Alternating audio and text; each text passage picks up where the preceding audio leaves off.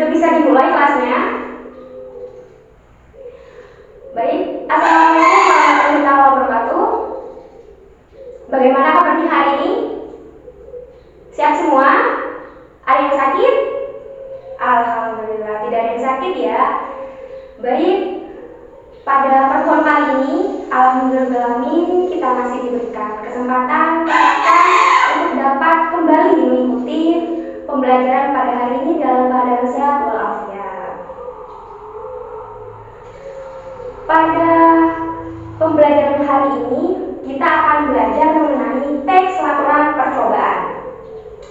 Pada bagian-bagiannya, yaitu kita harus mengetahui yang namanya pengertian dan juga ciri-ciri, fungsi, dan bagaimana cara mengidentifikasi teks laporan percobaan. Untuk itu, silakan untuk berdoa terlebih dahulu.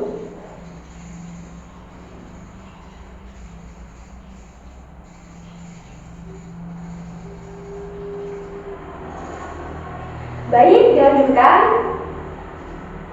Silakan buka buku dan juga alat tulisnya. Sudah? Ya, diperhatikan kalau tulis. Hari ini kita akan belajar mengenai teks laporan percobaan. Di sini ada kata teks laporan percobaan, 3 kata ya. Yang pertama adalah teks, tentunya di sini artinya adalah segala sesuatu yang berbentuk tulisan. Jadi teks itu adalah tulisan. Sedangkan laporan di sini merupakan sebuah kegiatan yang dilakukan seseorang untuk memberikan sebuah informasi.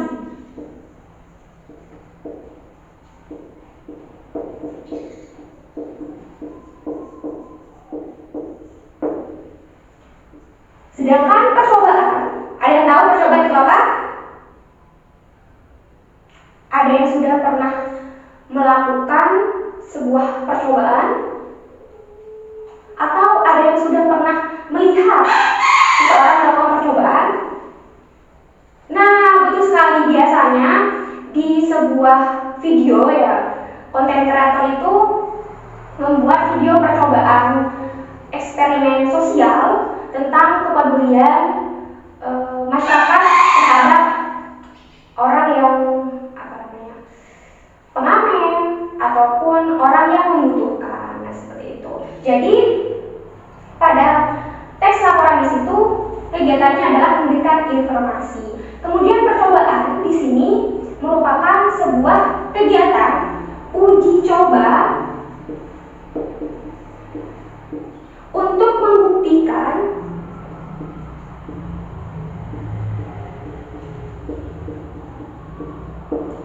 suatu teori, praktikum. Praktikum di sini ada seperti fisika dan juga kimia, contohnya seperti itu, dan juga karya ilmiah.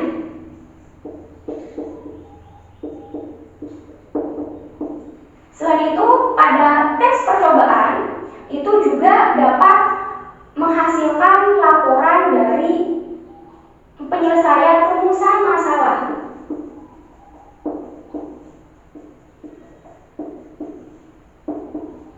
Nah, seperti itu. Sudah ada gambarannya mengenai pengertian dari teks laporan percobaan? Ya, betul sekali. Teks laporan percobaan merupakan sebuah teks yang berisi mengenai laporan dari peneliti setelah melakukan hasil percobaan seperti pembuktian teori, hasil praktikum seperti kimia, fisika, dan juga hasil dari karya ilmiah serta hasil dari penyelesaian rumusan masalah. Seperti itu. Bisa dipahami ya? Baik. Ada yang mau ditanyakan terkait dari pengertian? Tidak ada? Baik, silakan dibuka bukunya ya. itu di halaman 5. Di halaman 5 tentang mengidentifikasi informasi teks laporan percobaan. Tentunya di paragraf pertama di situ berisi mengenai pengertian dari teks laporan percobaan. Kemudian di situ adalah ciri-ciri dari teks laporan percobaan. Silakan dibaca dari poin 1 sampai poin 5. Bukan cuma dibaca saja ya, tapi dipahami ya. Saya beri waktu 2 menit untuk memahami. Silakan.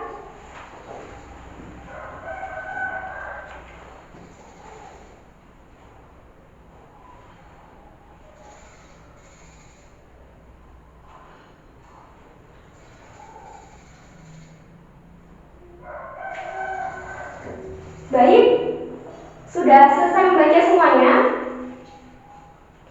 Sekarang saya ingin menunjuk dari kalian perwakilan dari 3 orang untuk menyampaikan hasil dari membaca tadi, membaca dan juga memahami seperti itu. Jadi memberikan kesimpulan dari hasil membaca.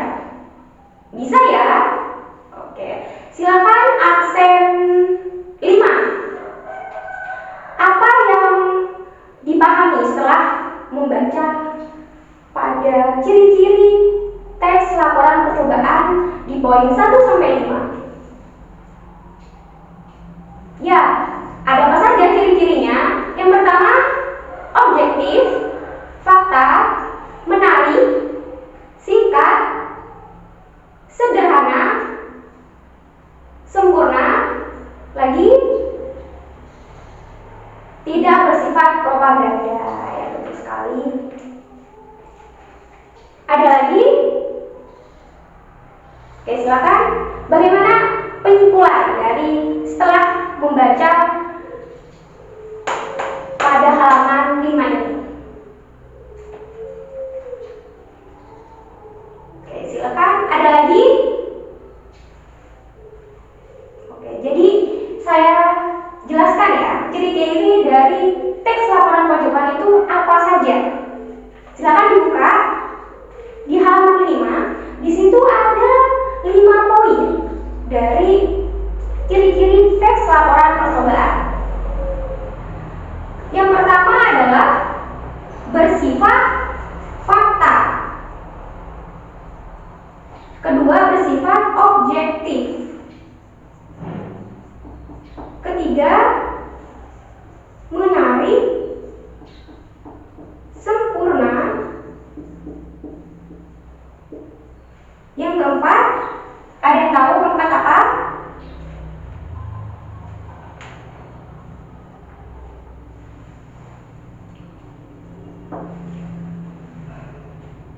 Jelas dan tidak bersifat propaganda.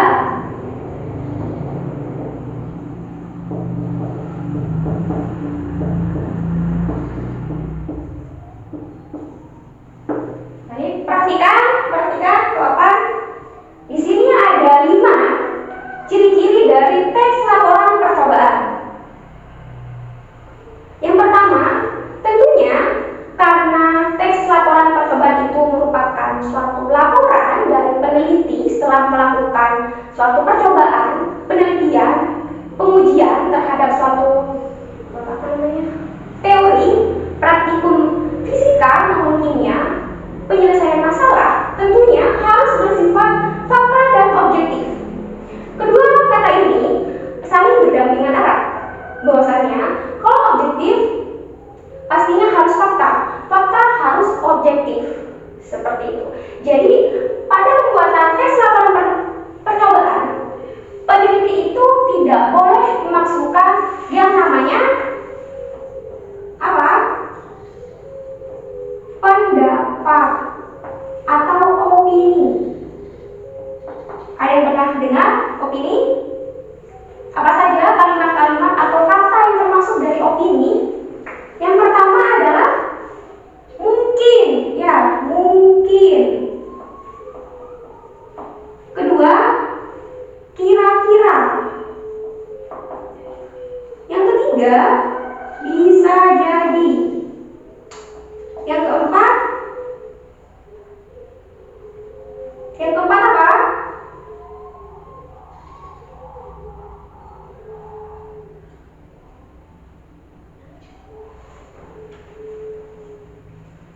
Sepertinya, ya. Jadi fakta ini haruslah jelas dan pasti. Dan contoh dari kalimat opini 1, 2, 3 seperti mungkin, kira-kira, bisa jadi, sepertinya. Nah, itu termasuk dari kalimat yang atau kata yang tidak jelas, tidak pasti. Seperti itu. Sedangkan di sini harus sifatnya pasti atau jelas, fakta. Seperti itu. Bisa dipahami?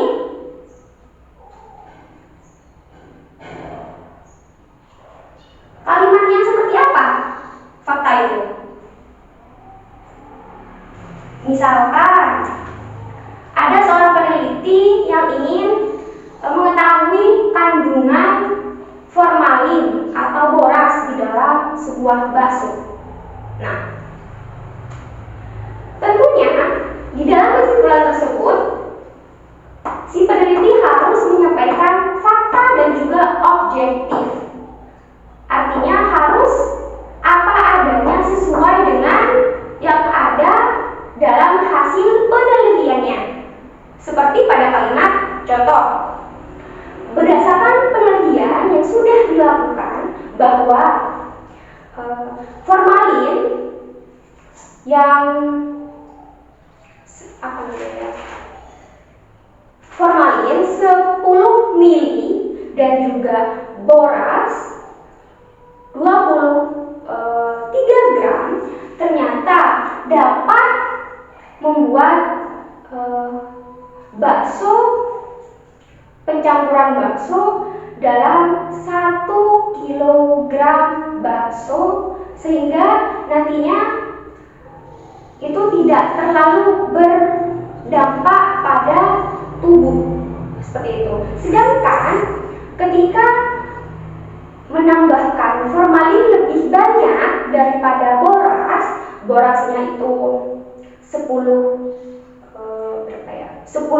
gram atau formalinnya 10 gram, itu dampak negatifnya ya, itu akan berdampak lebih buruk dibandingkan 10 mili formalin dan boraks berapa? 10 gram, 5 gram, seperti itu. Bisa dipahami?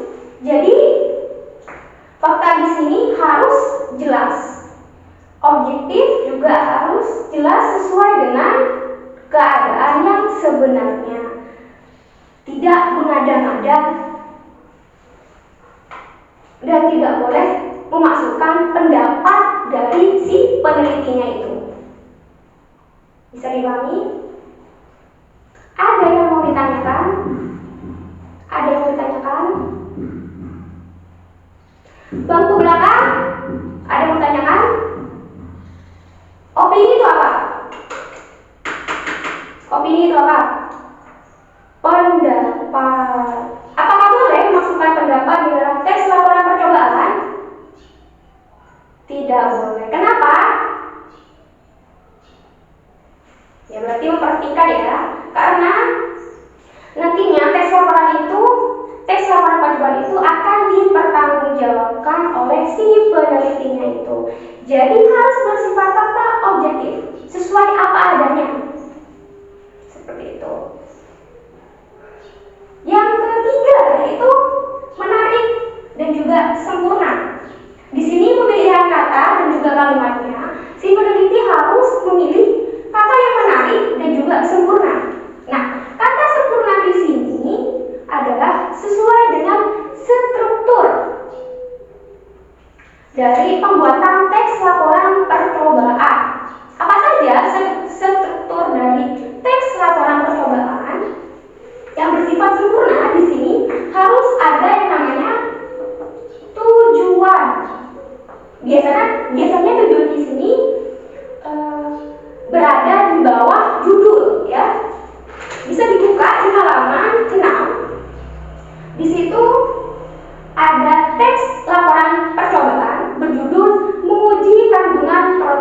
dalam makanan. Kemudian di situ dijelaskan mengenai satu paragraf tentang protein.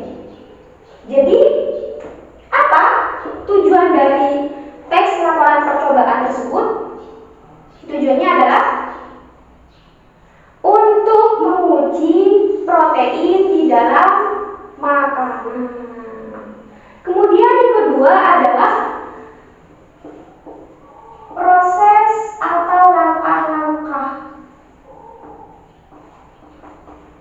Selanjutnya di dalam teks laporan tersebut harus ada yang namanya alat dan juga bahan serta langkah-langkah. Bagaimana sih cara membuat percobaan itu? Langkah-langkahnya seperti apa?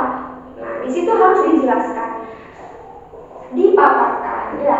Yang ketiga, bangku belakang. Yang ketiga apa? Hasil. Yang ketiga adalah hasil. Hasil dari percobaan yang telah dilakukan peneliti. Nah, baru kemudian di terakhir yaitu menambahkan kesimpulan. Nah, seperti itu.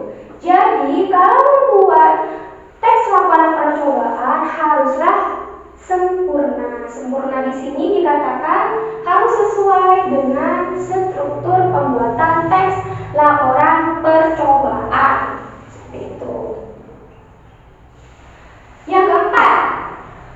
Yang keempat adalah jelas, tidak bertele-tele. Kalimatnya jelas, seperti itu ya. Yang kelima adalah tidak bersifat propaganda. Apa itu propaganda? Ada yang pernah mendengar propaganda? Biasanya ini diikuti di dalam sebuah berita, juga di politik juga. Ada yang tahu apa itu propaganda?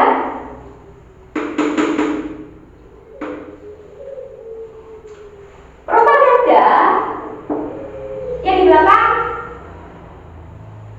Oh, ya, sama juga seperti manipulatif ya.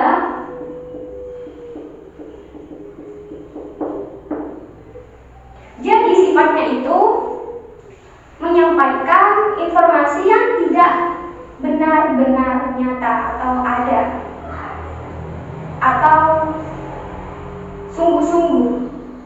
Contoh, kalian pernah membaca sebuah atau mendapat obat ya, obat apa namanya itu? Obat atau suplemen penambah berat badan. Di situ dijelaskan di bagian belakang suplemennya, obatnya itu dijelaskan bahwasanya dalam pemakaian satu hari, misal satu hari itu harus mengkonsumsi 3 kapsul suplemen setelah makan. Karena kalau kurang dari itu, maka berat badan dari si pemakainya itu akan berkurang atau menurun. Sedangkan kalau sesuai dengan pemakaian yaitu 3 kali dalam sehari sesudah makan, maka dalam 1 hari pemakainya itu akan bertambah berat badannya dalam kurun waktu kurang lebih dari 1 minggu. Nah, itu termasuk dari kalimat propaganda. Karena di situ tentunya tidak benar-benar terjadi, karena setiap orang mempunyai proses pencernaan yang berbeda-beda. Seperti itu. Ada juga yang sudah melakukan atau memenuhi dosis atau aturan dari suplemen tersebut dan tidak terjadi apa-apa. Tidak seperti yang dikatakan oleh si penjualnya ini atau pembuat dari suplemen tersebut gitu. Jadi itu merupakan kalimat propaganda atau manipulatif yang tidak sesuai dengan nyata, tidak benar-benar akan terjadi. sebagai teknik pemasaran saja, propaganda. Namun di dalam tes laporan percobaan itu tidak boleh dilakukan. Tes laporan percobaan tidak boleh bersifat propaganda. Ya, jadi sifatnya harus apa? Fakta, objektif, kemudian kalimatnya harus menarik, harus sempurna, harus jelas, dan jangan bersifat propaganda. Seperti itu. Bisa dipahami? Ya, ada yang mau ditanyakan?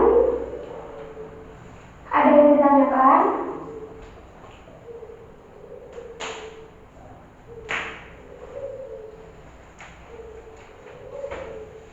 Tidak ada?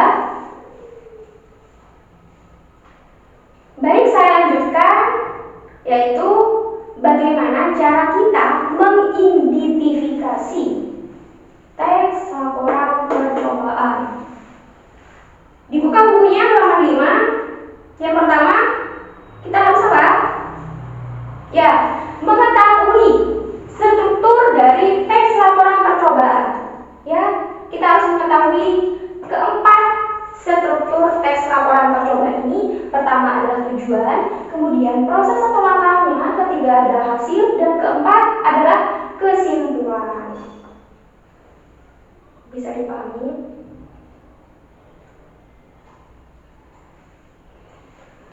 Yang kedua adalah memuat informasi berdasarkan fakta atau faktual. Ya, jadi tidak boleh mengada-ngada, sesuai dengan apa adanya, hasil dan juga kesimpulan dari penelitian, dari uji coba, dari hasil praktikum, penentuan teori, atau penyelesaian rumusan masalah yang sudah dilakukan. Seperti itu. Yang ketiga adalah apa? Harus memuat informasi. Ya, kembali lagi, teks laporan percobaan ini memuat yang namanya informasi.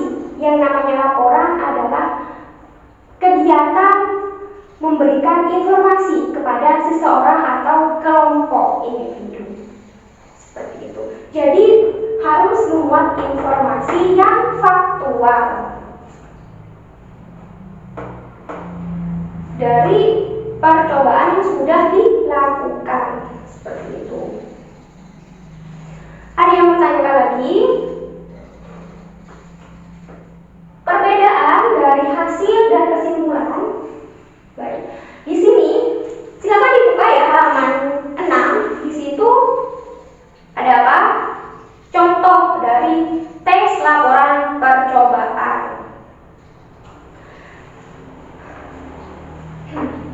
Jadi contoh di sini hasil di situ seperti inti dari percobaan peneliti itu apa? Seperti itu. Dan kesimpulan di situ dijelaskan, dipaparkan. Nah, seperti itu. Ada yang ditanyakan lagi tentang objektif.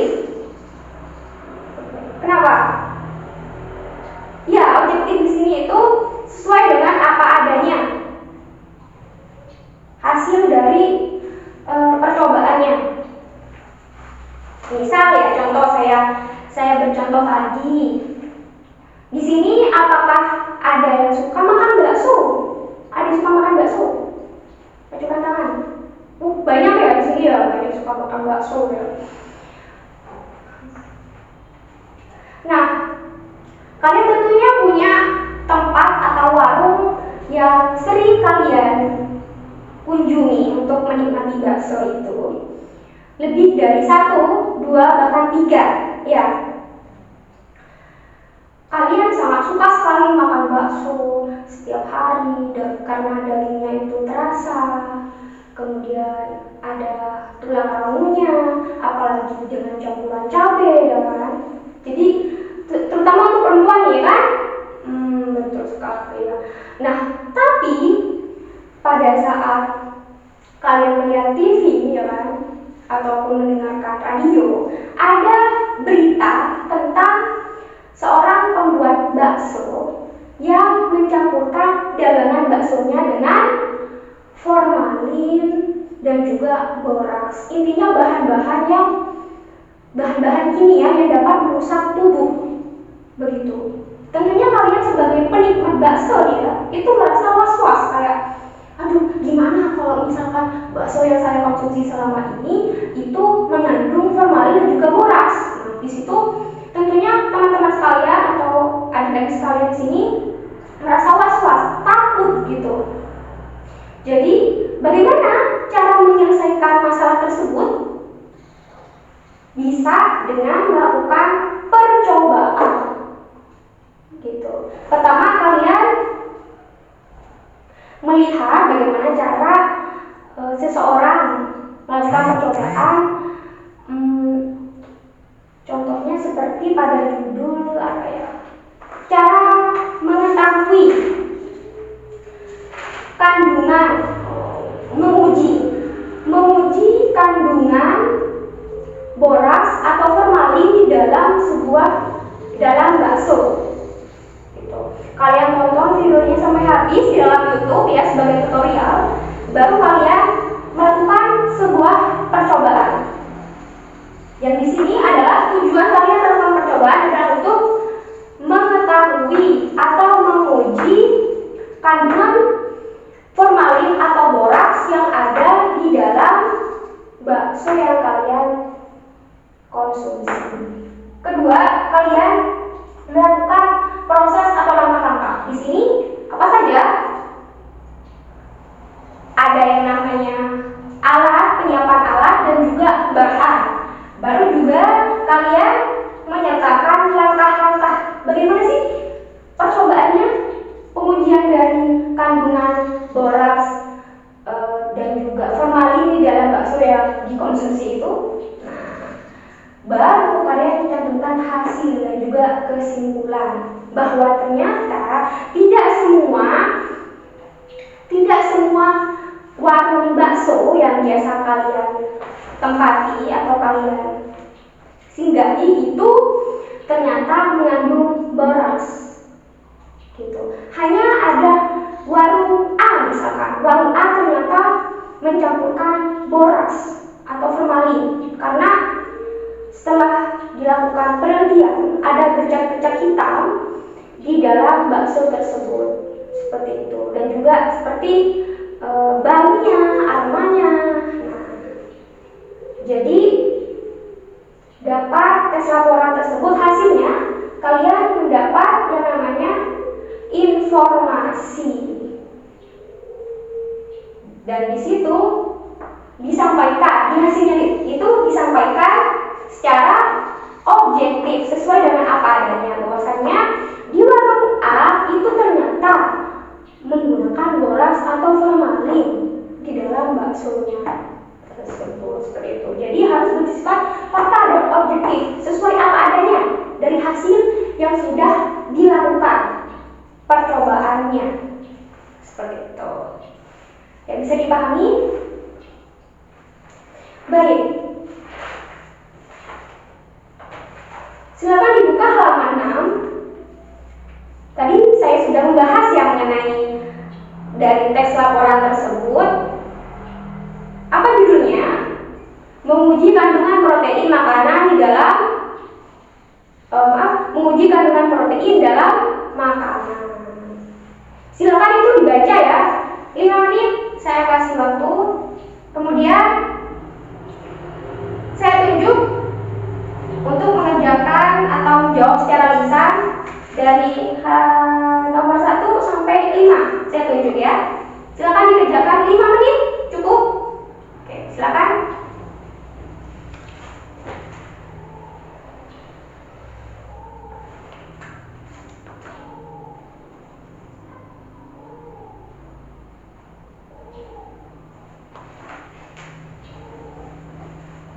Sudah dijelaskan, sudah dikerjakan. Oke, sekarang kita bahas, kita jawab satu per satu soal yang ada di halaman 6.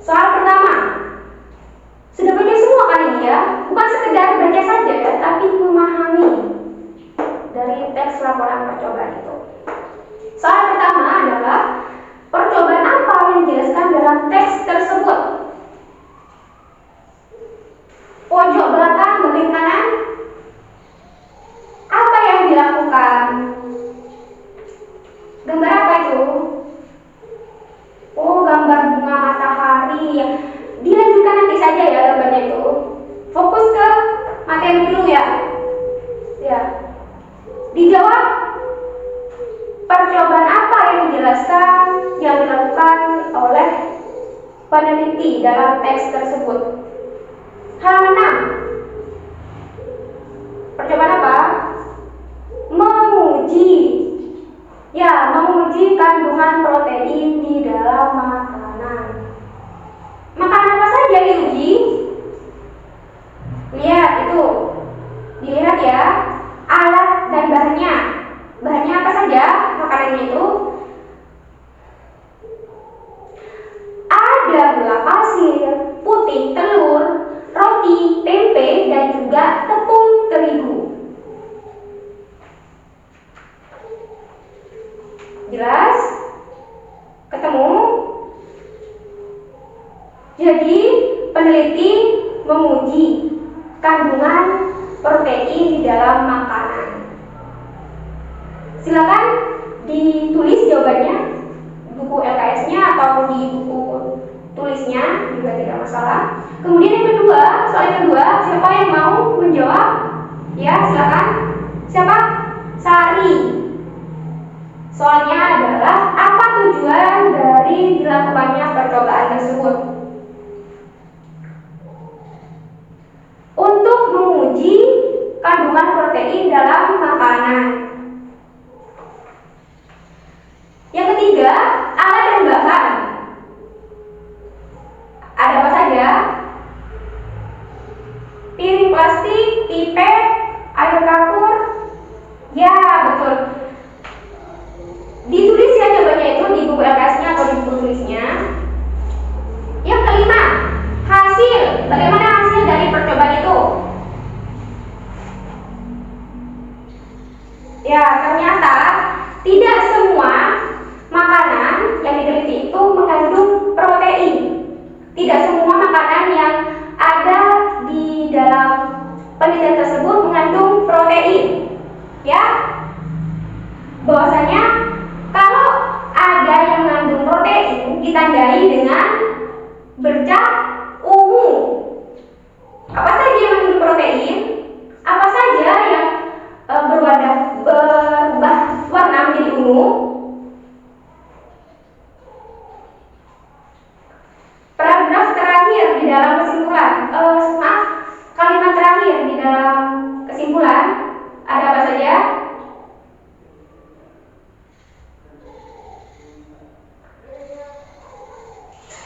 Roti dan juga gula. Kemudian yang mengalami perubahan adalah putih telur, tempe, dan juga tepung terigu. Jadi hasilnya di sini apa? Gula pasir, roti tidak mengalami perubahan warna menjadi ungu. Sementara putih telur yang sudah direbus, tempe, tepung terigu mengalami perubahan warna menjadi ungu.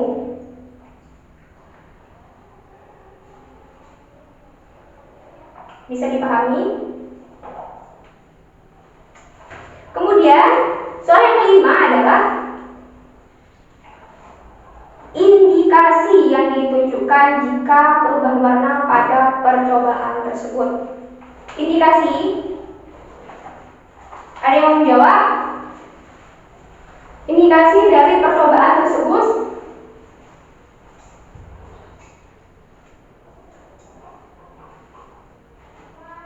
apa saja? Ya, jika ditetesi larutan tembaga sulfat, maka makanan tersebut berubah warna dan makanan tersebut mengandung protein. Apa saja yang mengandung protein? Putih telur, tempe, dan juga tepung terigu. Sedangkan gula pasir dan juga roti tidak mengalami perubahan warna. Bisa dipahami indikasinya? Baik.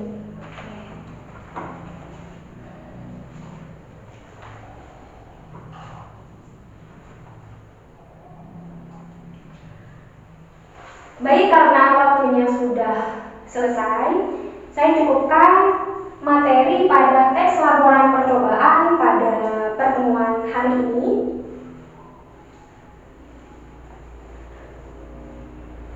Dan jangan lupa nanti di rumah ya baca halaman 7 menyimpulkan informasi teks laporan percobaan. Ya, jangan lupa itu. Bagian belakang hari ngobrol objektif apa objektif. Nah, nggak tahu, tidak memperhatikan apa objektif. Apa adanya, ya. Baik, saya cukupkan. Semoga materi yang saya sampaikan dapat diterima dengan baik, dapat dimengerti, dipahami oleh murid-murid sekalian. Ketemu lagi di pertemuan selanjutnya di hari Sabtu ya, Sabtu jam kedua. Silakan ditutup dengan doa.